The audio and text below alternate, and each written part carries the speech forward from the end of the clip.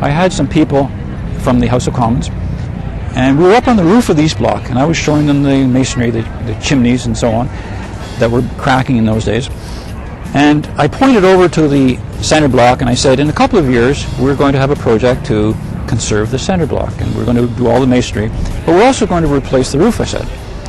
And one of the fellows who I was giving this little tour to said to me, Don, what are you going to do with the green copper when you take it off? And I said, well, we'll probably let the contractor take it and sell it as scrap. That's normally what would be done in that kind of project. And he said, it's a shame to sell it as scrap because surely there's a higher and a better use for copper from the Parliament buildings than to simply sell it as scrap. And I thought about that, and you know, he was right. There ought to be a better use for it than scrap. And I thought about it, and I talked to a lot of people about it. And eventually, in the group that I work for on Parliament Hill, in the parliamentary precinct with Public Works, we had a Director General called Glenn Duncan. Glenn was an amazing fellow, a fantastic Director General. I really enjoyed working with Glenn a lot. And I talked to Glenn, there should be something better to do with the green copper than to throw it away as scrap or sell it as scrap. And round about that time, I was in a store, and I saw a brooch, a woman's brooch, in a little box for sale, and it was made of green copper.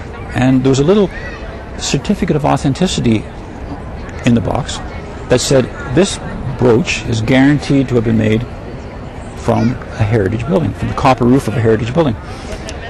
And that really was interesting. And I started talking about using it to make brooches or pins or this sort of thing. Glenn, at that point, I was off on the conservation of the South Façade project, and so I was out of the loop, you might say.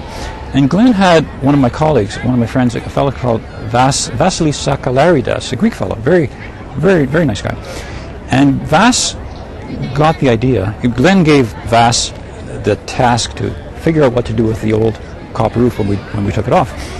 And Vas was the one who came up with the idea of making pins and so on, and having developmentally challenged people from Quebec and Ontario make little copper pins and other types of souvenirs, paperweights, this sort of thing, from the copper roof, which was done. And they proved to be very popular. These pins and so on are for sale in the gift shop in the center block and elsewhere, all around the world, as I understand now. A couple of years later, Vas came up to me and said, Don, we're going to get an award for these copper pins. And I said, well, Vas, I didn't really do anything on that. And he said, well, Don, you're being credited with the idea, and you can't get out of it, he said. And I'm being credited, Vas said, with the making of it, the actual implementation of it, and the thinking of what to do and all that. And so we did, and Vas and I both got a Minister's Award for that. It was really quite nice. And on the way up to the Minister, we each got an Assistant Deputy Minister Award. So it was a lovely time. But that's the story of the copper pins.